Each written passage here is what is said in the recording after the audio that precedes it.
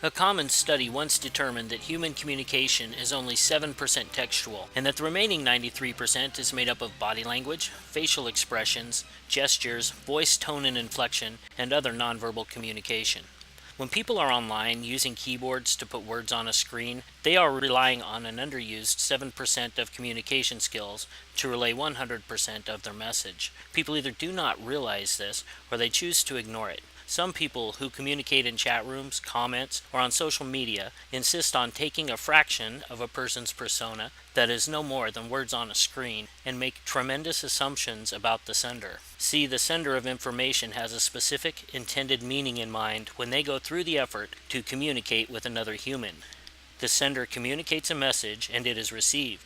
The receiver then has the responsibility to reasonably decode the message. Again, it is unwise for the receiver to assume that what they interpret is exactly 100% of the intended message. In some cases, the norm appears to be that the receivers are perfectly willing to decide that the way they interpret the information is exactly the only way the sender could have meant the message.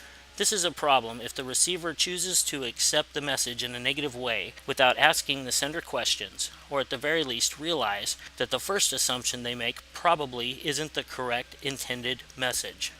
If the receiver feels threatened by the information, at times they will lash and bash and begin a vitriolic attack on the sender. There are many reasons why people feel emboldened to take their 7% and display themselves as ignorant, hateful miscreants.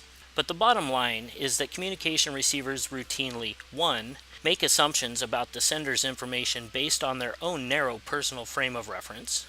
2. Refuse to ask the sender for more information. 3. Decide that the way they assumed is the only way the information may be taken.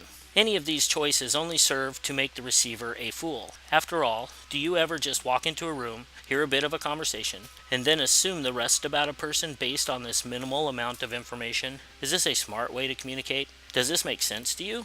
If you answered yes to any of those questions, then you are part of the problem, not the solution. The next time you have the urge to take 7% of weak, underused communication skills and make narrow, small-minded assumptions, and then decide that a person is 100% of what tiny information you have gathered, then just realize this. When you belittle, name-call, insult without cause, or otherwise expose your own ignorance, you are the one allowing words on a screen to bother you.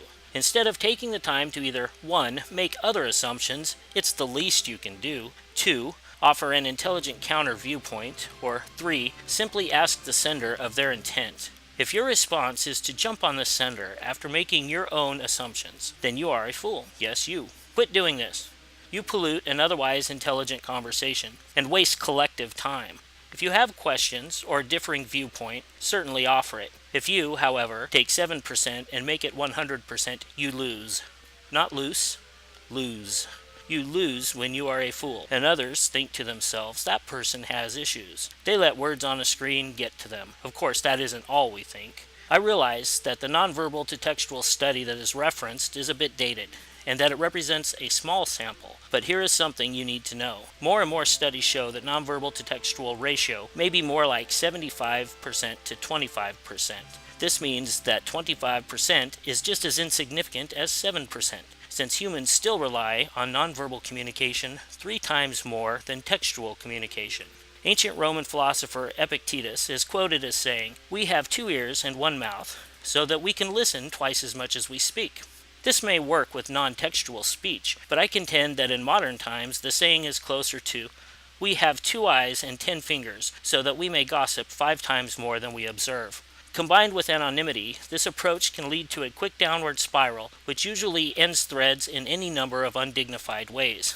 However, you aren't as anonymous as you think. Now you are informed, there are no excuses. Only you have the power to understand the knowledge contained in this video. Only you have the power to put it to use. Now that you are aware, you have no reason to not act civil, decent, and intelligent as you communicate on the internet.